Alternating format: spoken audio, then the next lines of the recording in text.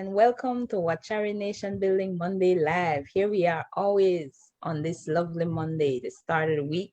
Although some would say Sunday is the start of the week, but we kick it off each Monday night with this nation building discussion. And it's always a pleasure, especially the level of discussion that we have, how positive, how meaningful it is. And so it is my pleasure to be with you and to be the host of this lively, informative, and thought provoking discussion that we tend to have here. And I'm glad to have with me, as usual, Marley Chatouillet Nunez, along with, of course, the captain of our ship at Wachari, Dr. Anna Arzu, and always something new to share, always improvements and developments to talk about. And so I welcome you to tonight's live. This is the eve of independence here in Belize. We are about to celebrate 40 years of independence. And I think it's quite timely that as our country, the nation where we are building our nation, is achieving that hallmark or landmark of its development, so are we.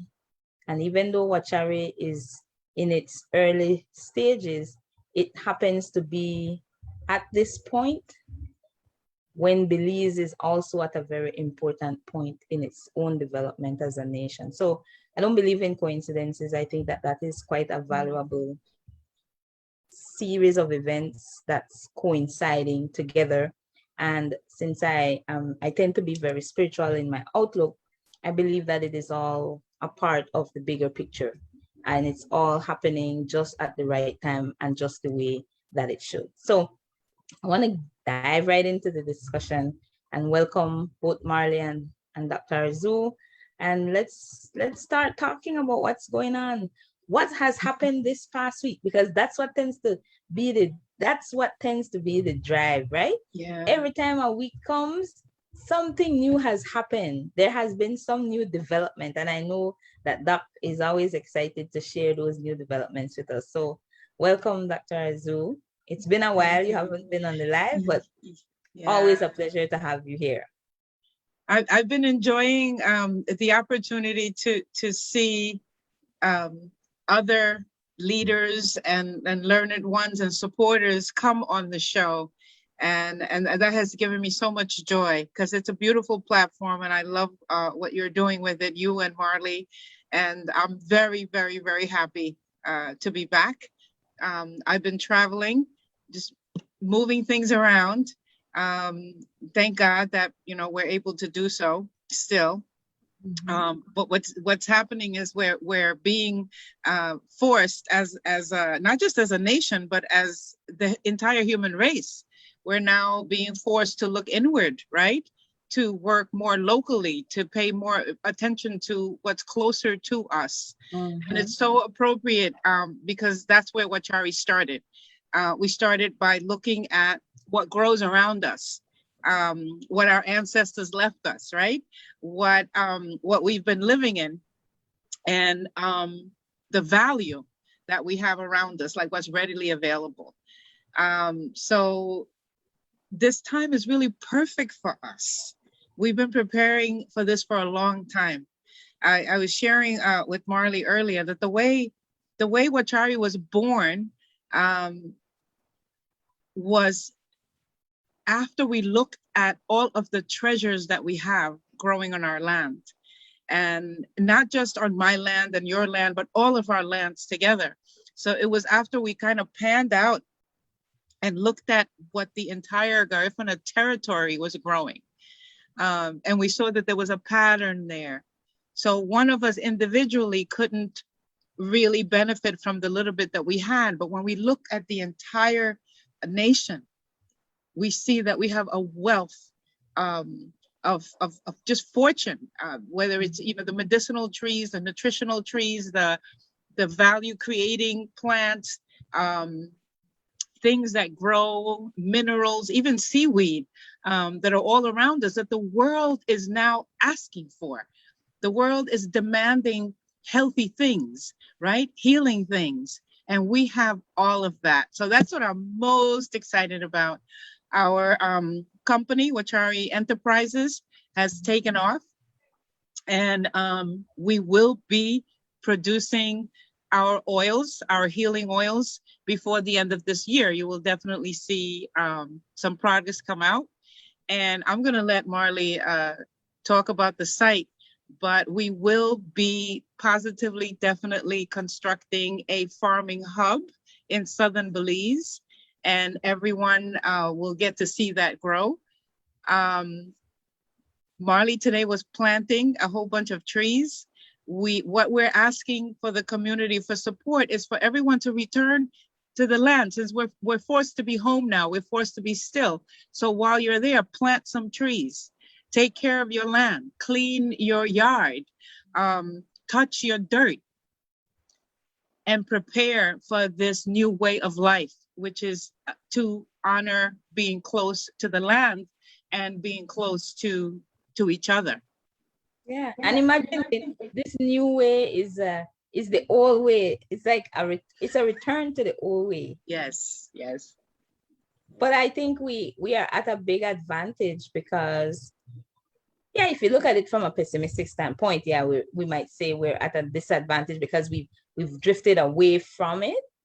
But to me, that we haven't lost it completely and can go back to it, and now go back to it with all the benefits of modern technology and modern knowledge.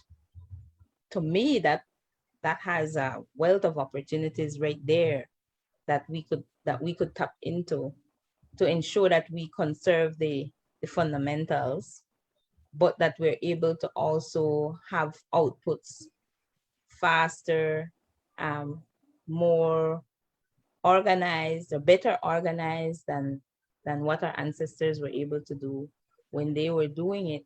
So there are great opportunities. I am excited too as I'm hearing you talk about it. Wait, I can't hold it. I wanted to share with you one of the trees that of course we're going to be growing moringa, but there's so many other trees that grow on our land that we've been growing around for years and years, and you're gonna recognize this one. So I wanted to share the value of this particular tree with the population tonight, if you don't mind. I do have a little slide presentation, if you don't mind. Sure. And you can chime in anytime. Let's see how this works. I go to share screen. Yes. Okay, you have to enable me, I think, right? I think you can do it. You're enabled. I'm a bigger host, disable participant screen sharing. That's you? Yes. So there you go. Okay, let's see. Okay. Now, and I like what you said earlier about the fact that we have so much around us that's like so available. I remember those from my childhood. I'm going back to it. Yeah. Right now. Locally, we call them hammans. Like we used to say hammans. Yes, yes. I got to tell you how this came about. I was doing a tour with some students, because I have students that come in from the different universities and they study plant medicine with me right there in PG. So we're doing a tour and I come across this, what I call an almond tree, because in Honduras with my grandmother, they call it almendra, which translated, that's almond. They say, no, that's not an almond. And these are ethnobotanists, right? And so I go to crack one open. First of all, I take the fruit and I start eating it and I pass it around. They refuse to eat it. They was like, oh no, that's poison. That's not an almond. And I crack one open with a rock and I eat the seed and say, please, Dr. Erzo, don't eat it. That's poison. That's not real. And I could not get any of these students to eat this fruit. I just couldn't believe it. I said, what is wrong with these people? So after a while, I think I convinced them, but they still wouldn't eat it. So I decided to do some more studying on this tree to see how this fallacy came about. Because with us, Garifuna, we've been eating this tree. And when there's a fire, we take a whole bunch of them and throw them in the fire and the nuts crack open. And as children, we would just love to eat these nuts. And somehow in Belize, we've gotten to the point where we think that they're poisoned. So as I went around PG, everyone said, oh, that's not an almond, that's a hamad. Okay, So let's straighten everything out, okay? This is, it's true. It's not an almond, it's a sea almond. It's a sea almond, and more than likely we brought it here ourselves because it originated from Africa before it spread to all the different parts of the world. But it grows in St. Vincent, it grows in the Bahamas, all over the Caribbean, it grows in Hawaii. You get the pattern in all of those climates. In the Pacific, over in Nicaragua, the Indian Oceans, Asia, Australia, anyway, anywhere near the coast. It's even growing in Florida. And sadly, nobody's eating this tree. But this tree is phenomenal. And I hope that by the end of this sharing, people will understand. It's a flowering perennial. It grows up to 50 feet tall. You know, my grandfather even used this tree to make canoes sometimes when other trees were scarce. This is the sea almond, just so that there's no confusion. Everybody recognizes it. And this is the green fruit. But what people don't know is that the nuts inside this fruit are very rich source of dietary phosphorus, vitamins, and minerals. And we all need phosphorus because it prevents brittle bones. It's what our body uses to form bone and to repair the cells of the body. So this is the nut that's in the inside of the sea almond, or what you call the almond, right? This is science now. They found that eating these it's also called a tropical almond. It helps build strong bones and teeth due to their richness in phosphorus and vitamins. Isn't this phenomenal? So the outside of the fruit is edible. Yes, it's not poisonous. It's edible. You can eat it. It's highly nutritious, right? I used to eat that. Delicious. And they have red. I like to find it when they're sweet. We had a huge tree next to where we lived, and now it's on campus. I don't even think our students eat it. And there's several trees on campus because it's also a very shaded tree. I used to admire the tree when I was growing up because it was huge. It was a huge tree. And it provided so much shade, and used to play and wait for the fruit to drop. And it was a joy, a pleasure. Food. We have to start eating these things. And we ate the nuts too. We do eat the nuts, yes. Now, the almond, the real almond, you can't eat the fruit. That's the big difference between this one and the almond. The almond, yes, you can't eat the fruit. You only eat the nut.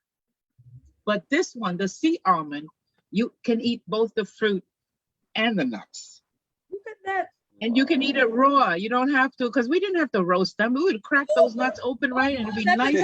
Once you finish eating the fruit, then you just crush that and get the nut right out of it.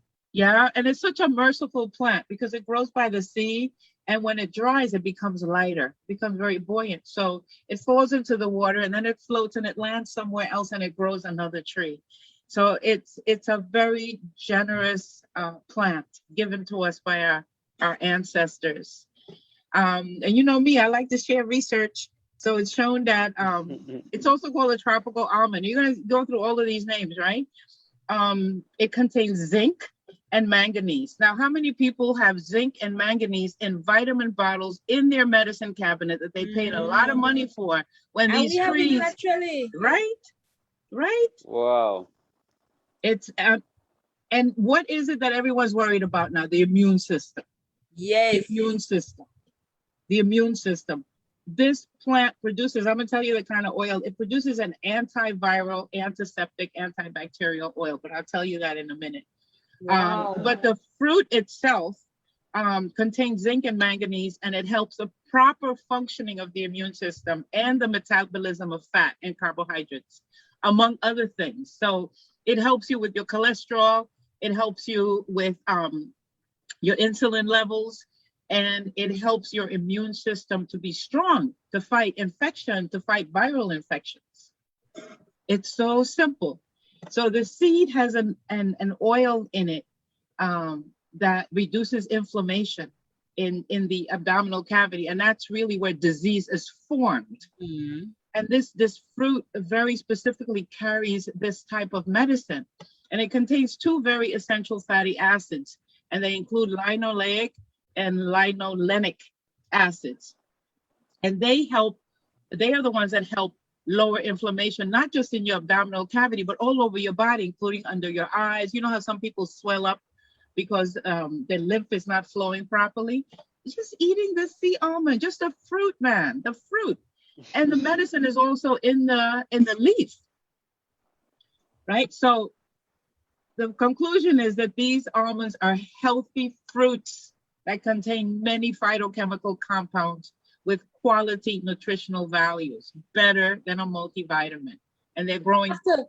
I have to press pause just to let you know that the page is lighting up. Like people are going off on this Hammond's discussion, right? Because a lot of memories it's triggering for, just like I talked about my childhood. So people are talking about growing. I see Pat talking about it, Joseph talking about it, Bernadette.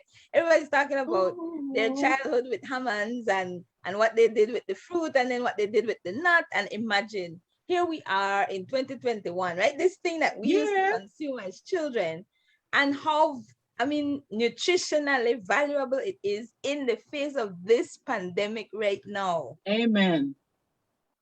Like, wow. We have overlooked the almond for years. Yes. They're all over. It's I not see them popular with children now. place. I don't see children eating it.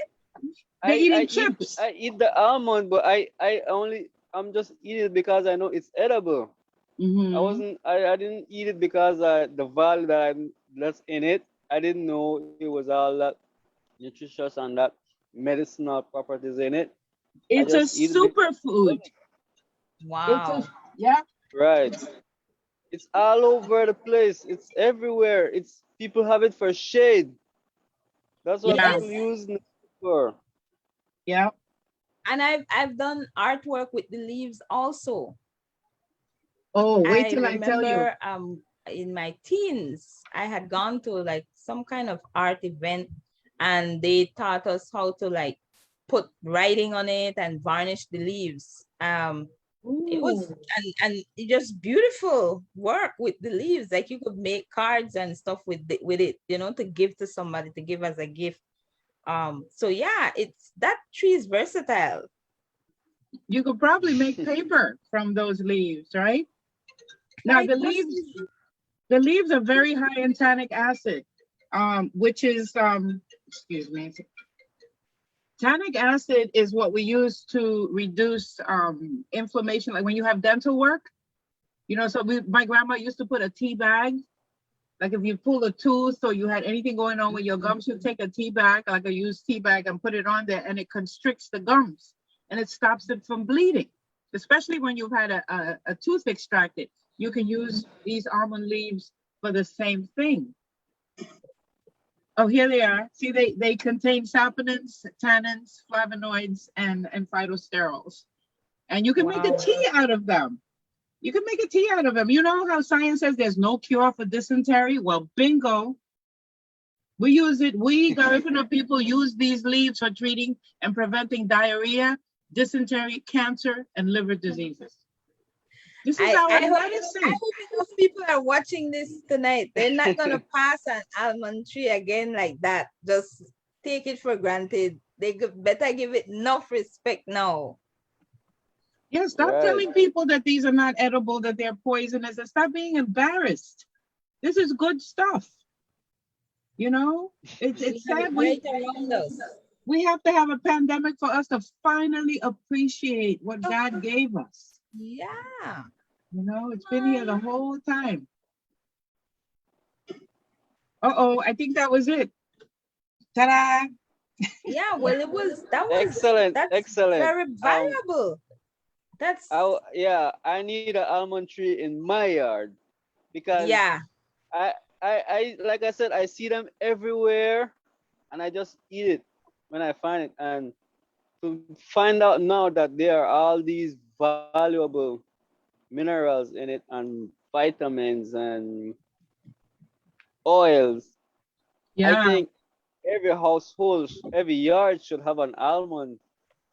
And it's good. All of those minerals in there are good, specifically good for developing the brain. So children should be eating these fruits. You know, it's good for learning. That's what I was thinking when you said it. Seed. If children gravitate towards these fruit, right? When we were children, we didn't know all of this. We just enjoyed eating these things.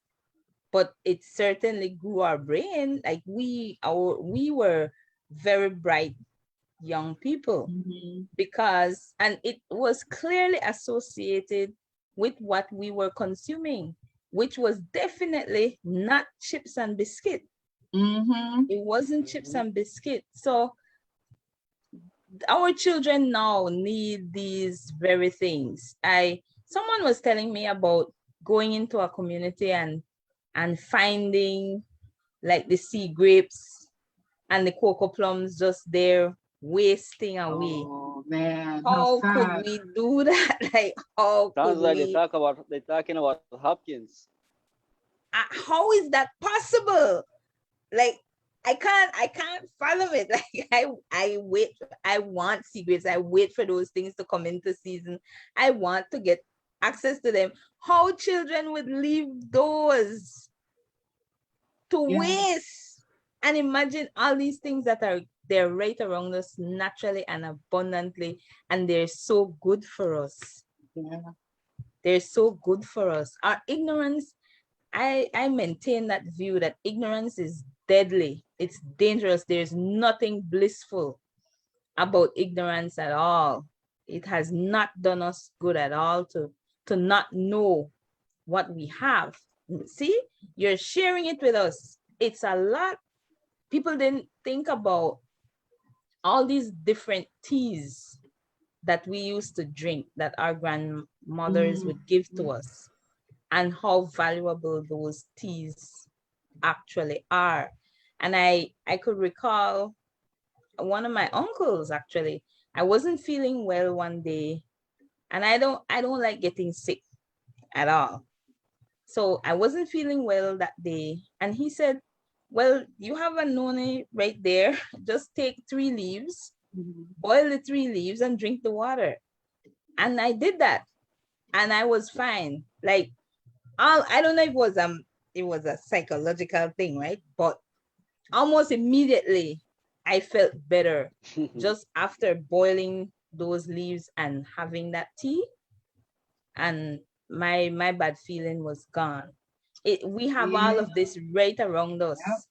Aoife, the way I feel is like if you have a car, like right now my son's having problems with the car and he has to take it to the mechanic that's with the manufacturer, right? So I was made by God. So when I break down, I want the mechanic that works with my manufacturer. So that's why I stay with the plants and the things that grow from God's hands, the things that grow from the earth. There's a difference between what God makes and what man makes. Yeah. What nature makes. And if you have a problem with the word God, how about the cosmic mainframe computer that governs life? You know, the point is that this is coming from the same source that I came from. So of course it's going to be good for me. Of course there's harmony there. I would tend to go there first, right? And people talk about, oh, we're starving, we don't have food to eat. How are we going to eat? Chinese store how is this possible? Hey. How is it possible? Right? And we have so much around us. Yeah. We have so much around us. We're rich. But our attitude toward it is where our poverty then comes. It comes from that ignorance. It comes from that not appreciating what we have right around us. I mean, we have callaloo growing wild on the street side. Something as rich as that, just growing wild. And the same with verbine. This isn't verbine. You don't have to go. You have to go to far in the bush to find that. It's just there growing. You see, this is Wachari. This is Wachari. It's exchanging this information, bringing each other to appreciate what the ancestors have left us and understanding that we are not poor. We are not poor. It's just still, you know, when we change the way we look at things, the things we look at change. Yes. And this is Wachari. If people don't understand Wachari, I hope they grab this piece. This is what it is. It's the being able to appreciate what we already have and creating value with it. You know, you're right, that the stepping over it and not looking at it and not encouraging the children, that's devaluing it. But when we talk about it and encourage each other and encourage the children and the next generation, that's bringing back that value. That's Wachari right there. Yes. Right.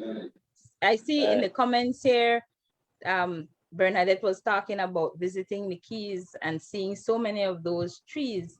And then Irene talked about the fact that because now of development, a lot of those trees are getting removed. Because here's the thing too. People come to our spaces and they don't know what we have. They only know what they have. Now what we have, we don't necessarily have to cultivate. So when you're talking about cocoa plum and sea grapes, it's just naturally there. They're just there. Like God gave us that, and it's good for us. It's just right there. We don't have to have vineyards to do it. It's just there. And it's the same kind of, bunch of grapes. Like it's the same bunch of grapes, just that it's sea grapes. Just like we have sea almonds. Now I know that it's sea almonds. We used to say almonds, but yeah, sea almonds. We have these things right here. So now the people coming to our space, they don't know what we have, right? And they don't value it in the way that we ought to value it. So you see the double jeopardy there, because if we, like our younger generation, they're not aware too of the value of these particular plants, then the people coming and developing, calling themselves developing the place, they're removing the very thing that also could be useful to them. Because just imagine what you could do with it, the juices you could make, the kinds of drinks you could make, the oils, desserts you could make with it. There's so many things that you could do with the things that are in the around us. Right around us. The abundance is right there. But we take those things for granted because we don't know their value. What good they can serve us. So then we're spending money, like Pat mentioned in the comments, $7 a pound for grapes that come from abroad. Imagine that, $7 a pound. Yeah, when we have our own grapes that's growing for free. For free. That grows naturally, no chemical, no additive. It's just naturally there. I was thinking about earlier when Doc was telling me about certain plants. I start calling friends and family to check if this certain plant is still in their yard, because I remember seeing certain plants in certain yards. And I'm telling them, don't light the fire around it. Don't let anyone cut it. Please secure it, because I'm coming for the tree. I do want to mention that one, because that's a plant we have to save. And that's another one that they went around saying, oh, it's poisonous, cut it down, I don't know what it's about. Everybody knows the Messina. And it was the Sabal family that taught me how important the Messina is. Because I only had one tree, but after the Sabals told me the importance that the Messina plays in our culture and in our cassava making, I started growing them everywhere because it's very important. We use the leaves, like to put on the head or to regulate the heat. Like when you're making ereba, you can get overheated. And the Messina actually sucks the heat out of your head. Some of the women that, they put the leaves in there or they wear it under their hat. I mean, I would see my grandmother with leaves under there, but she never told me it was Messina. But that's what it is. And every Garifuna household should have a Messina tree. Everybody should have one. Yeah.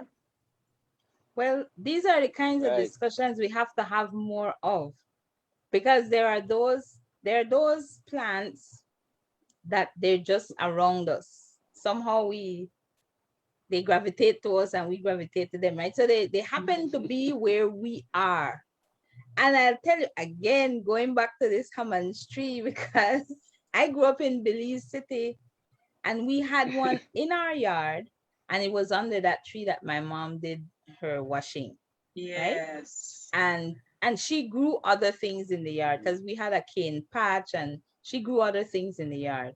And my grandmother was on the other side of the fence, and she also had a Hammond's tree. And it was under those trees that I heard stories about Barranco. Mm-hmm. And those stories inspired me to want to go to Barranco, want to be in Barranco. Because when my mom told me about growing up there and being on the farm, I was fascinated by that. And it made me long for being in a space that was that traditional village space where we were farming and creating for ourselves and, just living abundantly and freely. So that's what I wanted.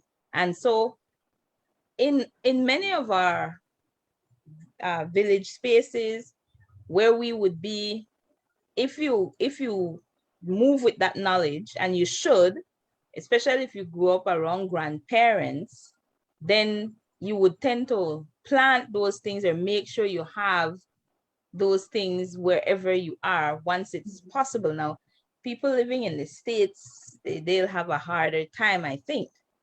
But being in other parts of Belize, it's definitely doable. And so certain plants you would know, we would make sure we have in our vicinity. And when, like I said, it came to the verbine and it got a lot of attention last year once the pandemic started. My first verbine plant, I didn't have to plant it. It just started growing by itself in the yard. My two biggest plants are plants that just started on their own, and they've just grown huge, right? And then I have a few others that I had put down, or mommy had put down. But now we have verbine in the yard, and we have fever grass in the yard. So whenever we want those teas, it's just going to the yard and taking some and boiling and having Harvest. it. Now you can add the Hammond leaf to your tea. Yes, precisely. Yeah. So that's why I go on campus and get those leaves, because they're right there. Mm-hmm. The leaves and the fruit, they're just right there. But you see why that whole spraying of chemicals is so dangerous? Mm-hmm. Because that's what turns the medicine into poison. We get sick on one side, and then we can't use the medicine that God gave us because we poison that. So one will affect the other. I think we would get less sick if we stop putting poisoning on our plants. And people say, oh, it's just a little bit. No, it's not okay. And if the wee ants are eating your trees, let the wee ants eat. Let them eat. Mm-hmm. Let them eat.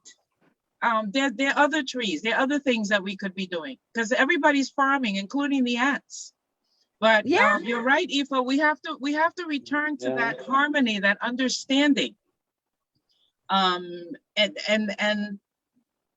stop complaining that we're suffering so much, because we're really not. We're making ourselves suffer. It's that perspective that nature is not our friend, that it's not the way to go, that it's primitive. It's that perspective that's making us suffer. It's our own minds that's making us suffer. Like I think Jerry had said it in one of the shows.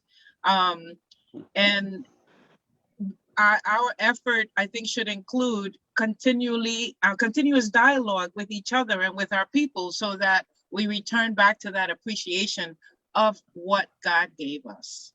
Yes. Yeah. So let's say we want to advise people. This is taking that step back to our roots.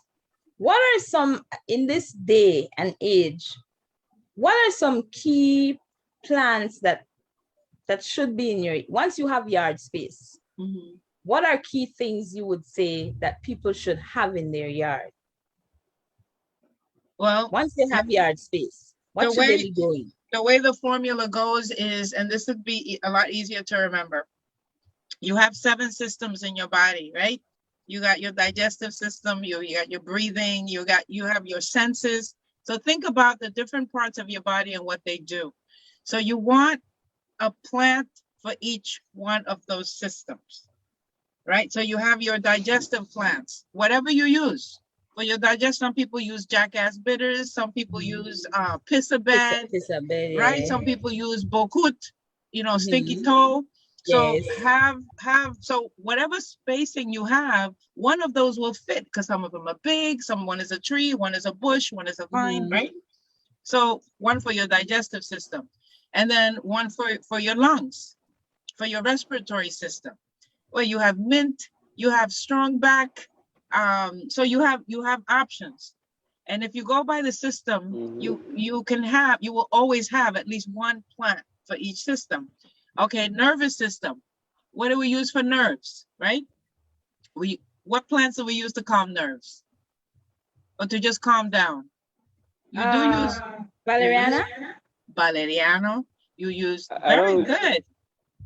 What did you say, Marley? Juani Lama? I cannot remember the name, but Wali Lama. Wali Lama, the gripe water. You use it to calm nervous stomach, but it's a nervous system. It's a nervine. It calms the nervous system and it works through the stomach. So that's why it's called gripe water. Okay, what's the next system now? Circulatory, for your blood. What right, for your blood. So find if somebody to help with a plant. Sorosi is excellent for your blood. That's more for your liver, but it's still for washing your blood. Okay. Right? And the pisabed is also good for the liver. And your urinary, which one make you pee? The same pisabed. And fever grass. Okay. Right, for your urinary system. And also will the coconuts work for that too? Coconut, that's the water. That's for your electrolytes. That's for for the flow of fluids throughout your body, water retention, or just for washing the blood. But you have to have the herb in there doing the work. And so the herb is more like the soap, and the coconut water would be more like the rinsing water, right? Okay. So that's how you think of it. And this way you never forget. You make sure that in your garden, there's always at least one plant that helps one of your 7 systems. And you will always live in harmony. Yeah. So what works for the reproductive system? You have a balanced life. Yeah. Well, reproductive system, you have the wild yam, China root, which is also for blood, and saw palmetto. Harada works. You know Harada, right? Yeah. Oh, come on. Everybody know Harada. That's a saw palmetto. It's a little tiny berry that grows in a palm. But ask the old people, if people who are listening, write in the comment section what Harada is. So Harada is for both men and women. It's not just for men. You know, they've gotten very sexist. Oh, Harada just for the man. No, it also works for the women. Yeah, that's what I heard growing up. For both. There's another plant that's really good for reproduction in that it fixes your mood, because sometimes you don't conceive because of fear of having a child or an emotion that's preventing us from conception. If it's emotional, then the Damiana. Damiana is an excellent plant. Everybody should have Damiana. It grows easily and it's a wonderful plant. I mean, you can smoke the leaves, you can make tea with the leaves. Just having it in your garden is enough to influence your vibe and your body. It softens your heart. My grandma would say it's something that softens your heart. Yeah. I have to put my collection together. I have a few things already, but I need to build my collection of herbs for every system in your body. But first time I'm hearing that. I was in Hopkins. I was in Hopkins one day. They almost threw me out of Hopkins because they were chopping down thousands of Harada trees, little baby ones. I said, "What are you doing?" "Oh, we're clearing the land." And to me, it was like they were killing all of these babies. And right now, that whole area in Hopkins, there's no way you could have good luck in your life if you destroy all of that medicine that God has sent. There's just no way. I'm sorry. There's no way. You know, Harada doesn't just grow everywhere. Maybe to people in Belize, it seems like a lot, but when you look at the entire planet, this is medicine that affects all human beings. It's medicine for all of humanity. And it happens to grow in Belize. We have to protect it. And right now, Harada, that saw palmetto, is one of the most expensive remedies in the world, in the pharmaceutical industry. They can't get enough of it. And what's happening is the way they're harvesting it is by cutting the tree. And that should not be done. That should not be allowed. You have to climb that tree and bring down that berry. So between them cutting the trees to harvest the berry, it takes 5 years for the tree to produce that bush of berry, okay? So between cutting the tree and then people digging up and killing all the babies of the Harada because they say, oh, snake grow there. That's where the snake grows. That's the home of the snake. What is wrong with you? But when you want to conceive and you want fertility, you're going to go to in vitro, or you just won't have baby. But the Harada is here on this planet so that you can reproduce. That's what it's here for. And it grows on Garifuna land. So we have a responsibility to protect that plant. You know, so there are things that we're doing that are not correct with the land. And again, this is Wachari. It's the land. Exactly. Right. And the land will take care of us. That's the Aubu Aburunu. Right. Yeah. Indeed. Well, this is the type of conversation that we need to be having. Like, you know, the introduction for tonight's discussion talks about economic enfranchisement. And in nation building, that is one of the pivotal components. You can't have a nation if you can't sustain yourself. You can't feed yourself, take care of yourself, live well, have longevity, then it's no point, because it's the people that make the nation. So we are on the right track as far as I can see, and I hope more people get on that track of growing food and herbs, growing medicine around them, surrounding themselves with all this goodness. Because here's another thing with what colonization did to us. Made us look at the green things as bush. And somehow associating the bush with not good, not advanced. The bush is backward, the bush is uncivilized. But the bush is what keeps us and sustains us. Apart from providing oxygen, which we need to survive, it also provides us with medicine to heal and food to keep us alive. So having all this greenery around is extremely important to nation building. And our nation cannot survive without clear knowledge and appreciation of what we have around us, of the environment, which without it, we would not exist. We would cease to exist. I don't know how human beings could even fathom surviving without the earth, without the plants, the trees. So that's why I personally see how you felt a way about all those young plants being killed just like their children. That I feel that way about trees. I truly, I don't like to see people destroy trees. I'm very particular, even when it comes to trimming, because like I feel like I'm injuring the tree. I feel like I'm doing harm to the tree. And I don't know where that came from, but that's my relationship with trees. I truly appreciate trees, and I would defend trees. Like, I don't want trees to be cut down if they don't have to be cut down, because to me, they are so important to our existence, to our survival. They support the ecosystem around us, and everything has its role. And we benefit. I think we benefit the most with all that's happening around us. We benefit the most. But because of that lack of consciousness now, that ignorance. We are the greatest threat to the environment. We're the hazards because we're the ones destroying it. We're the ones not appreciating what we have around us and disrupting the balance, essentially. So I don't know if it was you or Marley that was talking about balance, but Marley, that lack of consciousness and that ignorance is causing us to disrupt the balance. Everything in nature has its role, and we can't survive without nature, without taking care of nature.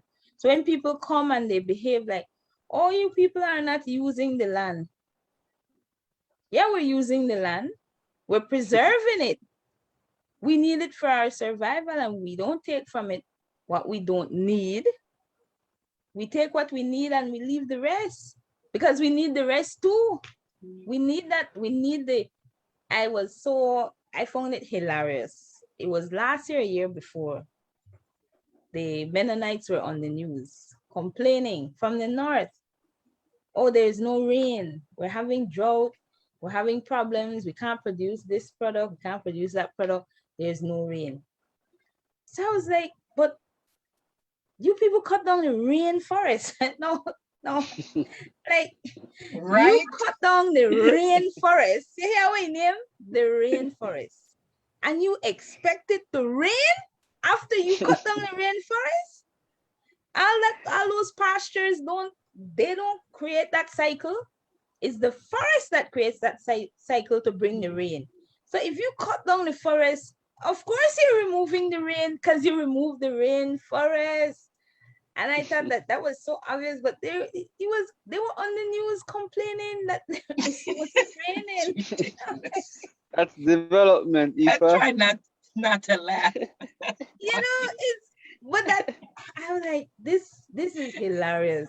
How you expect the rain if you cut down the rainforest? That doesn't make any sense. So Toledo gets a lot of rain. Why? Because it has a forest. And that will only change if the forest is removed. And if that happens, we're in crisis. Well, the largest population of indigenous people in Belize lives in Toledo. So that's why it's still there. Because we're still there. Yeah. So we better take care of it. We have to keep taking care of it because it's key to our existence and it's key to our survival. And I would hope that as our young especially, but even the older ones that are teaching and influencing the young, they would appreciate the gift that we have.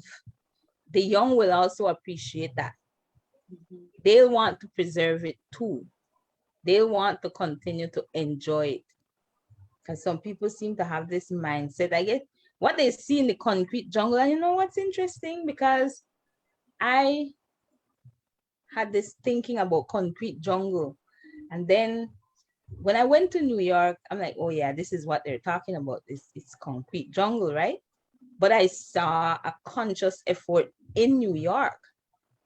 I mean, in the middle of it. In the middle of it, if we're talking about Manhattan or any, there's a conscious effort to have green spaces. Yeah. So when you look at all the parks, there are all these huge trees. There's a lot of trees. So yeah, it's a concrete jungle, but there's a conscious effort to have trees in the midst of this concrete jungle, and that's a big deal. That's a plus. So we don't have to make an extra effort. You see, they have to have these square pieces now. They'll put a plant in there, every so often along the sidewalk. We are fortunate that it's just all around us, and I hope that Belize would not get to where we have to be doing that we would just make sure that nature has its place always, has its space always, that we're all coexisting, and it's a fair exchange. It's a symbiotic relationship that we're having with each other. Now, how do you go about determining, because you have all this knowledge, right? I show the hubs will help us to sit with you and get this knowledge, get some of this knowledge, and others who have the knowledge too, to share it with us. And I like that we have this space, because so many people are able to also benefit from this space, share. Like I said, the comments are blowing up right now with this discussion because of what it's triggering in people, what they remember, or what they even know. So now, to get the younger generation, do you think they'll come to the hubs? Is it gonna be that kind of space that they will gravitate to? Most definitely. We're going to have teaching spaces, but we're also partnering with the Ifana University Without Walls to put all of the courses on there. And the hub we're going to have a big old flat screen or a regular screen, and all of the internet that you need, with the sitting spaces and the comfort, even with the social distancing, comfortable enough and big enough for everyone to come. And it's free to our community. What we want is people to assume responsibility, to come and take care of it, share it with other people, but understand that it's not mine, it's not yours, it's ours. And we have to take care of it. We're also, right now, Marley is doing, he's in a group of young men are doing all the planting. It would be really nice if more people could come and help the site. He's not going to publicize the site, but you can contact him and he can tell you where you can come and help. I think the young people will come.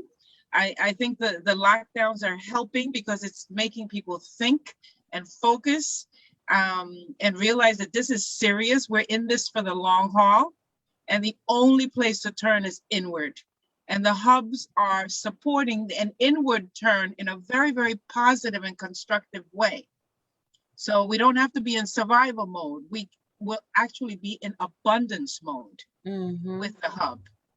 I like that, abundance mode. What I can say about the hubs, they are not just like farming hubs or somewhere to just go and sit down. There'll be education going on, especially like around planting and producing, making products out of plants. So the hub is bigger than just a farming place, right? So youth will be welcome. Everyone will be welcome. Like Doc said, we'll have internet there, and information is one of the biggest thing that the hubs will provide.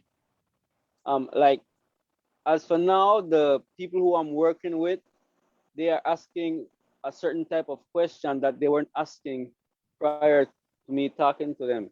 And I find out that they are now getting interested in different farming. Like, I'm not saying that they are putting down the cassava and the plantain, but they are asking questions on different crops. Like, they're more interested in moringa, in neem, in the pista bed. Forget that the same purge one I was talking about earlier. Jackass bitters. The guy, no, not jackass, because the other Messina. one, Messina. Messina, yeah. Yes, Messina. Yeah. So I'm telling them farming is a big thing, right? We cannot just stick to one set of crops when they are our traditional crops that our ancestors have been using for years, and we just have them there. Sometimes people just cutting them and then they just disappear. So we expanding farming now to cultivating the crops that we have around our house, taking them to the farm, right? So we plant more of them. So yeah, the hubs will be very, very effective when it comes to action. Go ahead, Doc. We're also going to be doing fish farming. There are all different kinds of farming. The hubs will also provide jobs, a lot of employment for the community, education, and all of the revenue streams that a community needs. And that is key. That is key, because one of the things that has our people in survival mode is the lack of income. Yeah. And that is, again, this ignorance, how it has been so destructive to us, because holding on to your land, to your piece, to that piece of earth that you would have access to plant herbs and food, is so key to having a sense of independence, having a sense of self-worth and self-sufficiency. When you don't have that space, or you don't have an appreciation for the space, then you're going to get rid of it or abandon it, neglect it, and still cry, I'm hungry, I'm starving, things are bad. When you have a piece of land, to have access to a piece of land, I like to talk to my students about that. How many of you have access to land? Do not under any circumstance sell it, utilize it, go to it, work it, plant on it, use that land, have a relationship with that land. And getting our young people back to establishing that relationship, to me, is key to our nation building movement, because we need the land for our survival. And if we are caring for the land the way we did traditionally, it means that it's going to be useful to us for an extended period of time, because we're not going to be destructive to it. Now, if we have that consciousness, then you're not going to put this land in the hands of people who don't have the same ideology. You see it? You'd always make sure that it's people of like mind that would be on the land, working the land from generation to generation to generation. And that's what we need to get back to. And that's what, to me, Wachari is getting us back to, is to our land, and to using it the way our ancestors used it, or even better, but with the same ideology, the same fundamental principles, that I must take care of this earth, because without it, I can't survive. We can't survive. There's no progress to be had. You were saying, Marley? Nothing but, yeah, thanks for the opportunity. Going back to the land is very critical for our future, because we need every inch of our land to grow our medicine, to grow our food, to make products. I'm so fascinated with the Messina though, because I remember I used to see a lot of Messina in Hopkins, and to find out they've been cutting them down and they disappearing, I got a little bit scared when I make these calls today and found out that they no longer have the Messinas where I used to see them. So preserving the Messina and the other plants that we have is key for our survival. And let's keep the land so we can plant our food and our medicine. Can we do or see another PowerPoint like what Doc showed tonight earlier in the show, with images of these plants we've talked about? And I see some other ones were added to the list. Someone talks about, I think Bernadette said soursop leaf. Janarana talked about the same jackass bitters, John Charles. Oh, John Charles. Yeah. Oh, yes. Guava leaf. And these, and they're so potent. We have them all. I can do one for next week. Okay. So, like, to me, we have them all. We have images of these, and so people know, they could then recognize some of them, because some people don't know them. We're talking about them, we know them, but a lot of people don't know what plants you're talking about. Okay. And then if they see the images, then they're like, oh yes, just like with the Hammonds.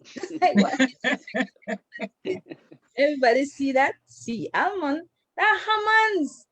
You know, that's what people know. It's Hammonds, but it's sea almond. Now we know it's called sea almond. And all this, the benefits, man, it's, I said that one, that's that one. And that was just a few. That was just a few of the benefits of that plant. But I can bring some slides of the other ones that we mentioned here, so it's for recognition purposes. Yes, just so people could know that's what this is what that one is, this is what that one is, this is what that one, this is what it's good for. That's excellent. And just like that, you know how our time likes to go, No, right? man. I'm telling you. I'm telling you. I don't know about this show. Yeah. No We gotta time. stop cutting the harada. We gotta stop cutting the harada and let the harada grow. Let the harada grow. Well, I want to take this. But like Doc said, they used to say it's a men's medicine. But now I know it's for both male and female. But Yes. stop cutting the harada. Let the harada grow. Yes, man. Yes. Well, and next week again, we'll let people see what that is, what that looks like, so they know. And so we stop destroying the things that are manifestations of our abundance. That's like you're throwing away important, valuable things. We can't continue to do that. That ignorance is destructive. So we're gonna break the ignorance by bringing the knowledge so that people know better. And when you know better, you do better. I wanna wish the nation happy Independence Day. We may have many views about the extent of our independence, but the bottom line is we are. And as the country matures, so must we. Our country will be, and our government will be is a reflection of where we are as a people. And so if we want to see better, then we have to do better, and we have to produce better, and we have to bring forth the better that we want for our nation. So happy Independence Day to everyone. And next week, come on back so you could learn more about these valuable treasures that we have around us, growing right around us. Good night, everybody. Ayo, ayo.